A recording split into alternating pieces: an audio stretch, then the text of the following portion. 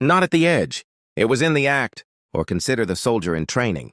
He does not feel ready for war. His drills are clumsy, his nerves raw. But when the command is given, he moves. In the chaos of action, instincts sharpen, discipline anchors him. Readiness arrived in the fire, not before. This is the paradox. You will never feel ready, but you are always ready enough to begin. Action is the key that unlocks the door you thought was sealed. So let this be your pattern. The moment you hear hesitation, whisper, "Not yet." Recognize it as your signal to move. Step forward precisely when fear suggests delay. That is the mark of mastery. Not absence of fear, but refusal to wait for its permission. Anchor this truth. Imperfect action is infinitely more valuable than perfect inaction. One clumsy step forward is worth more than 1,000 rehearsed. Plans never lived. And here is where you begin today.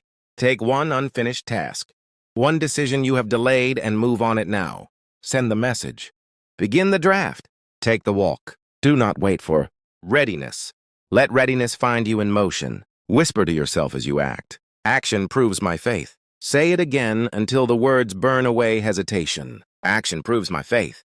For when you master this law, you step into the rhythm of destiny itself. You learn that life bends not for the man who waits, but for the man who moves. And once you have learned to act before you feel ready, you are prepared for the next law to guard your environment. For no man sustains faith in a poisoned atmosphere. A man is not only shaped by his choices, he is shaped by the soil in which those choices take root. You may have the strongest seed of faith, the clearest vision, the fiercest discipline. But if you plant that seed in poisoned ground, it will wither. To guard your environment is not luxury, it is survival. Look around you. Every room you sit in, every voice you hear, every object on your desk is either feeding your purpose or draining it. There is no neutral ground. Environments are never passive. They are either aligning you with your future or anchoring you to your past. Napoleon Hill wrote that environment is one of the hidden forces that direct the subconscious. The books you read, the conversations you allow, the atmosphere you breathe, these become silent, sculptors shaping who you become without your awareness. A man who sits daily in negativity cannot expect to build abundance. A man who surrounds himself with mediocrity will unconsciously lower his own standard. Pause and ask yourself, what do you see when you enter your own space? Is it clutter, chaos, distraction, or is it order, clarity, and symbols that remind you of your highest aim? Even your physical environment speaks to your identity. A messy desk whispers confusion. A clean, intentional space declares focus. Consider a real-life story. A writer, struggling with procrastination, moved his desk away from the television and placed a single inspiring quote on the wall. That small shift in environment doubled his productivity. Why? Because the distractions were removed, and the atmosphere now demanded creation, not consumption. Or think of a recovering addict. If he remains in the same neighborhood, surrounded by the same influences, temptation will whisper louder than his willpower.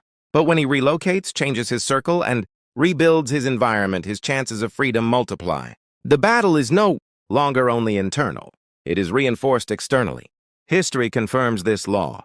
When Andrew Carnegie built his empire, he surrounded himself with men of vision and drive. His environment was not merely steel mills and ledgers. It was the council of strong minds. He understood that to guard his environment was to guard his destiny. Now turn this back to you.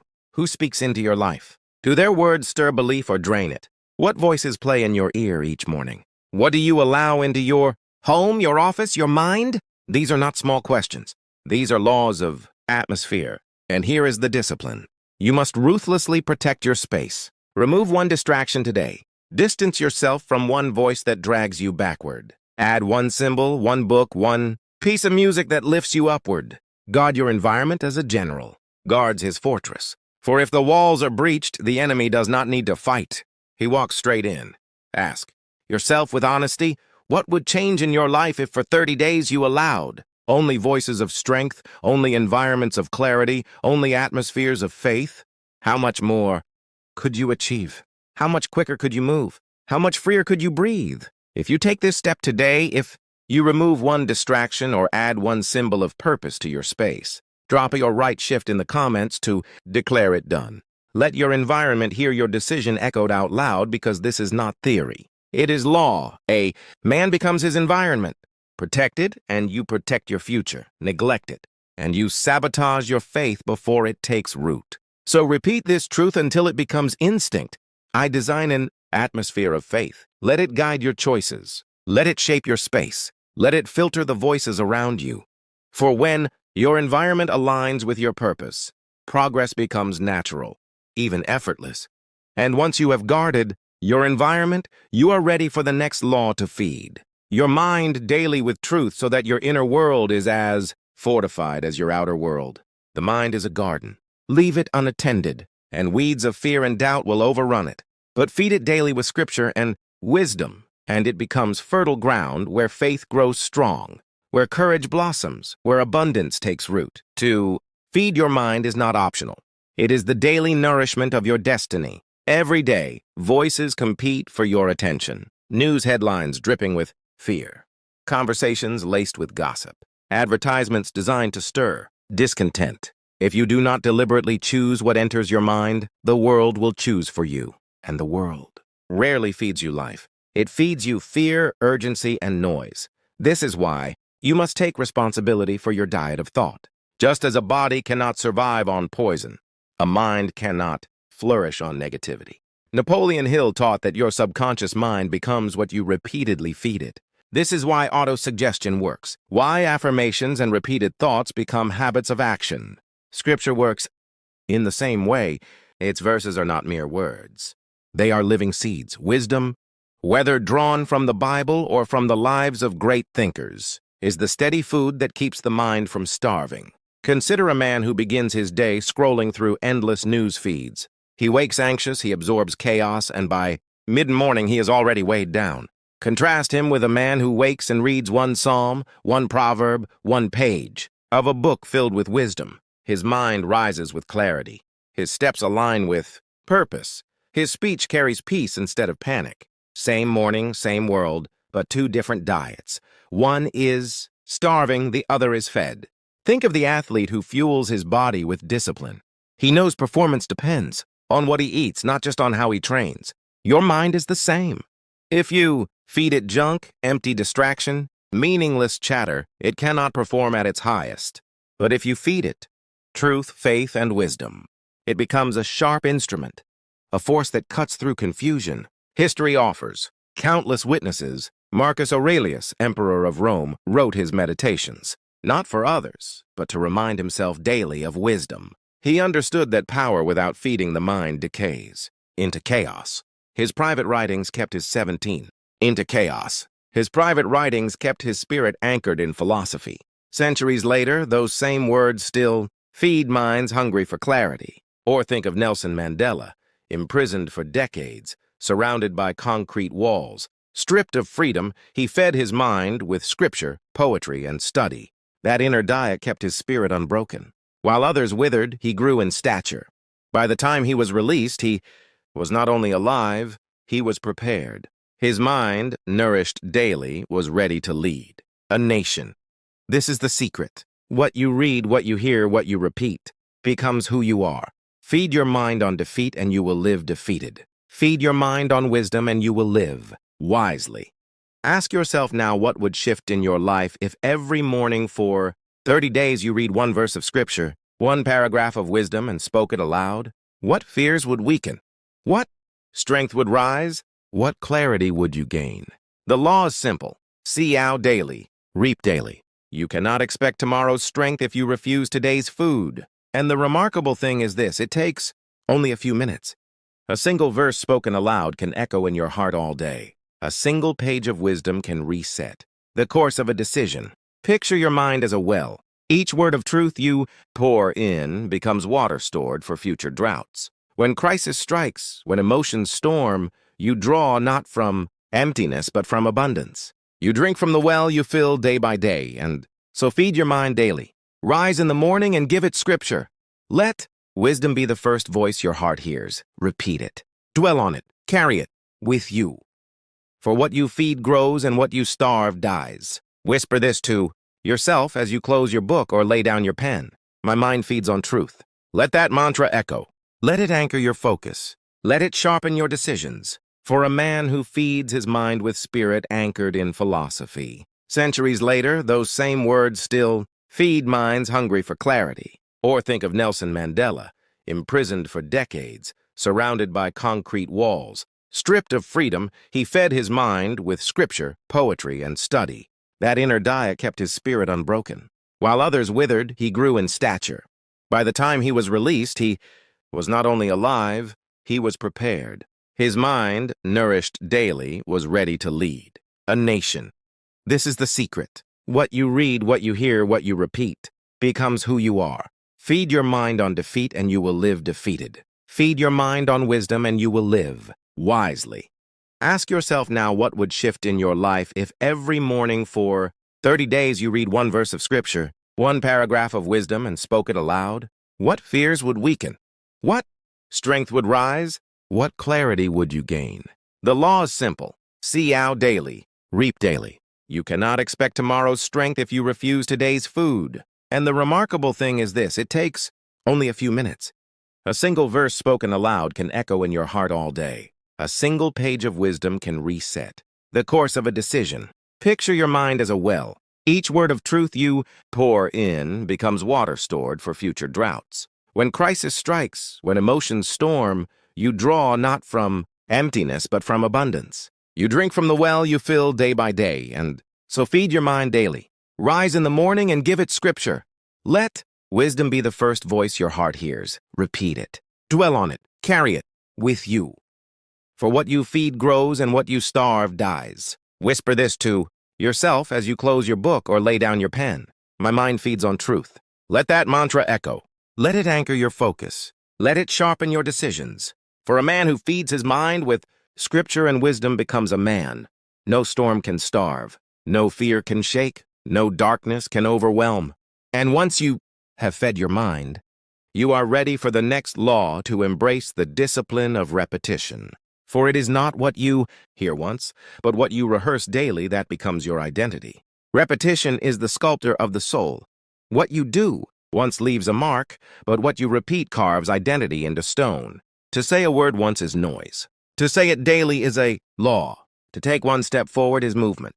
To take it every day is transformation. Repetition rewires the heart, reshaping what you believe about yourself until faith is no longer an effort. It is instinct. Napoleon Hill declared that repeated suggestion is the pathway into the subconscious. The heart cannot resist the rhythm of constant input. A single spark may start a fire, but it is the repeated feeding of the flame that turns it into a blaze. So it is with belief. You cannot whisper faith once and expect it to carry you through storms, but speak it daily. Practice it hourly. Rehearse it relentlessly, and your heart will obey even when your mind is weary. Think of a pianist. At first, his fingers stumble, the melody is broken, his confidence fragile. But through repetition, the awkward becomes effortless. Soon his hands play without thought. The heart works the same. At first, it resists new belief, clings to old fears, but with repetition, the fear weakens. The faith strengthens until courage flows like second nature.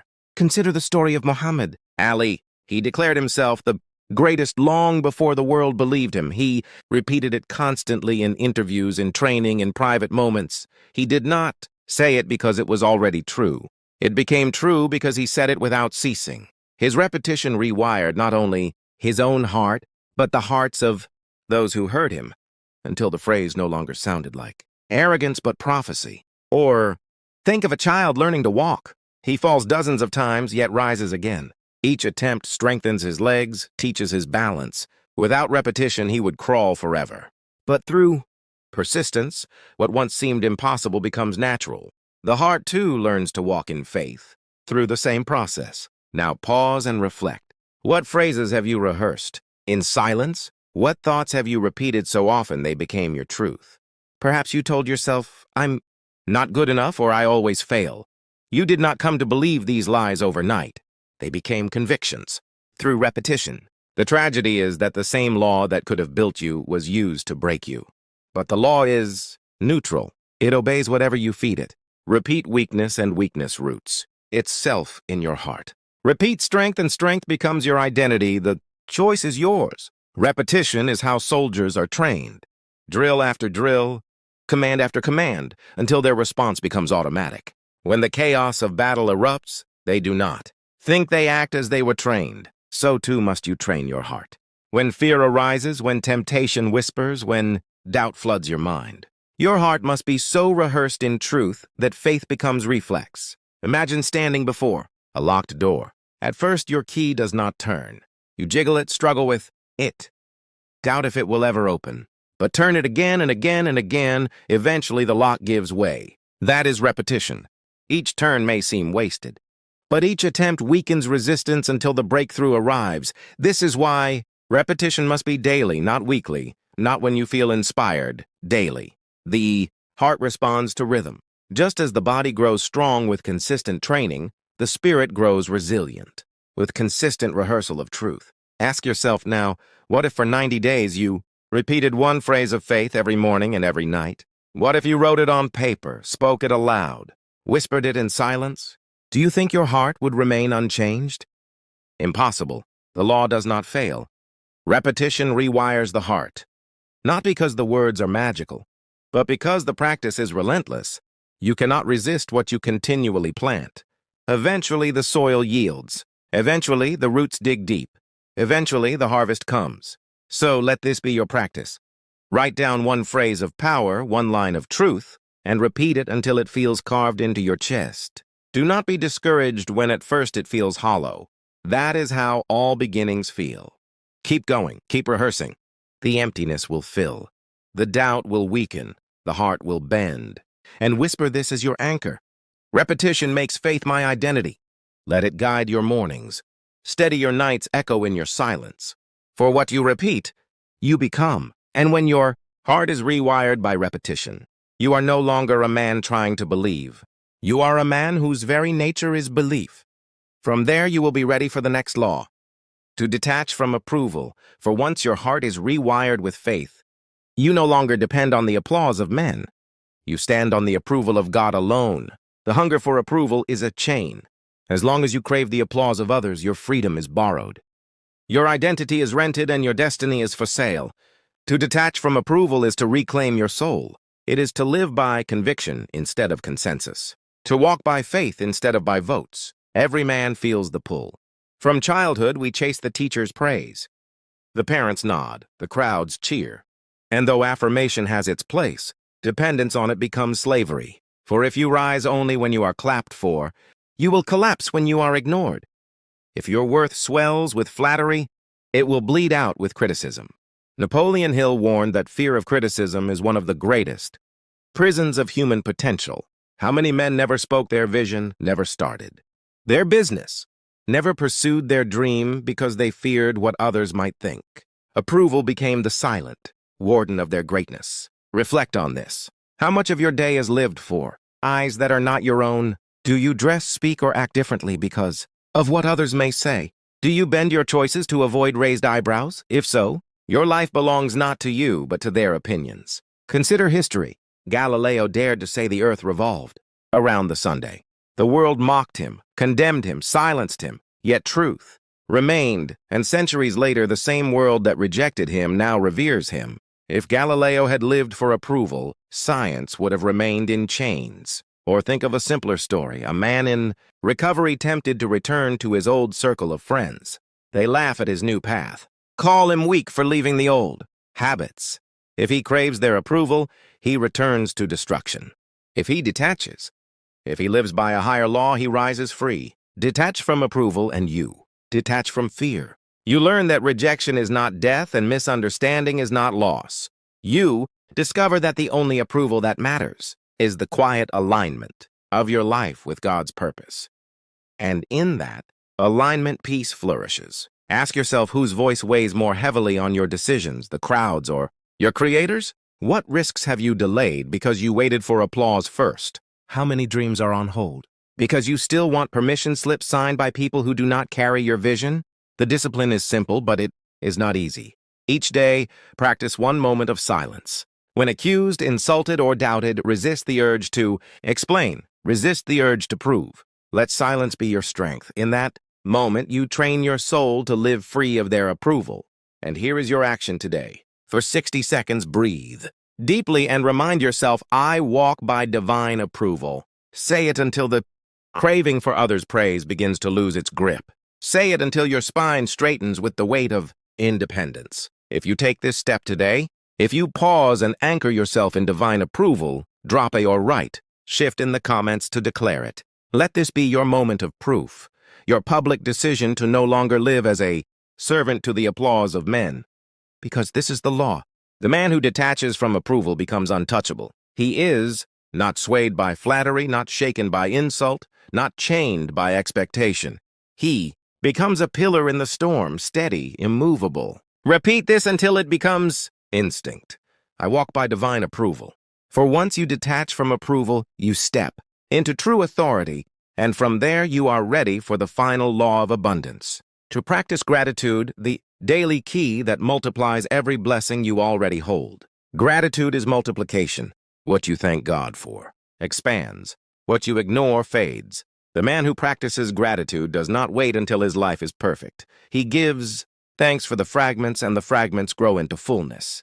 Gratitude multiplies abundance because it shifts the heart from scarcity to overflow, from complaint to recognition, from lack to law.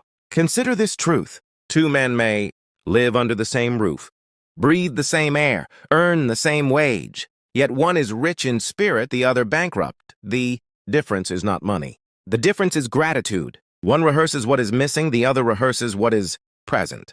One curses the day, the other blesses it. Their lives diverge because gratitude draws abundance closer, while ingratitude pushes it away. Napoleon Hill observed that a burning desire must be mixed with faith, but faith cannot survive long in a soil of complaint.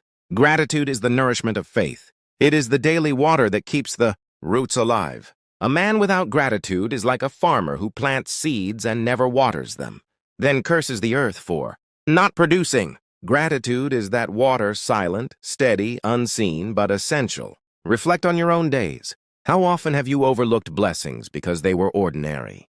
The roof above your head, the strength in your lungs, the voice of a loved one, the chance to begin again. Familiarity blinds us to wealth. Gratitude clears our sight. It transforms what we call little into evidence of abundance already at work. Think of the story of the loaves and fishes. A boy's small meal, insignificant by measure, became more than enough when lifted in thanks. Gratitude multiplied what seemed impossible. The law has not changed. When you bless what you have, you invite multiplication. When you curse it, even the little you hold slips away. Or take a modern example. A man buried in debt, overwhelmed by what he lacks. If he rehearses lack, despair consumes him. But if he begins each night listing what remains, the skills still in his hands, the opportunities still within reach, the strength still alive in his body, his spirit shifts. That shift births creative ideas, renewed energy, and the courage to keep going. Gratitude did not erase the debt overnight, but it multiplied his capacity to overcome it. Another story, a woman battling illness. Pain dominates her days, yet she disciplines her heart to give thanks for each moment of relief, each friend's encouragement, each sunrise. Her gratitude becomes medicine. Doctors treat her body, but gratitude strengthens her will to live. Her spirit flourishes in the soil of thanks, and that flourishing multiplies her endurance. History confirms this law. George Washington, in the cold and scarcity of Valley Forge, instructed his soldiers to give thanks to God in the midst of suffering. Why? Because gratitude kept despair from rotting their resolve. Out of that posture of thanks grew endurance, and out of endurance grew victory. Gratitude multiplied their strength long before abundance appeared. Pause here. Ask yourself, do you count what is absent, or do you number what is present? Do you end your day rehearsing complaints, or do you end it rehearsing blessings? This single shift in focus determines whether your life feels empty or full, barren or abundant. Gratitude also trains humility. It reminds you that no blessing is owed, that everything you hold is gift. This humility disarms pride, which blinds men to their true wealth. Pride says, I built this alone. Gratitude says, I was entrusted with this. And that recognition opens the door for more. For what is treasured increases, but what is taken for granted decays. Imagine holding a small flame in the palm of your hand. If you shield it, protect it, feed it with air, it grows into fire.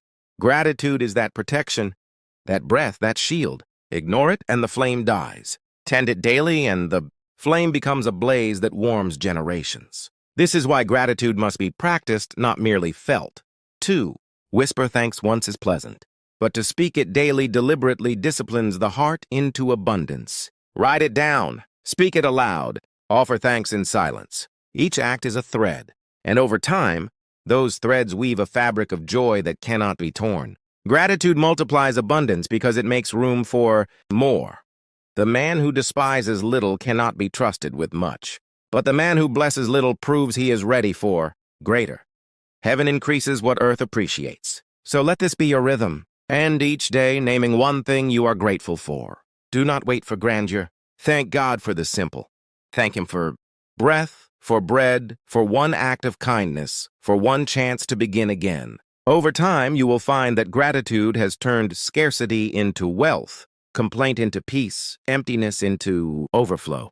And whisper this as you rest. Gratitude opens my abundance. Let that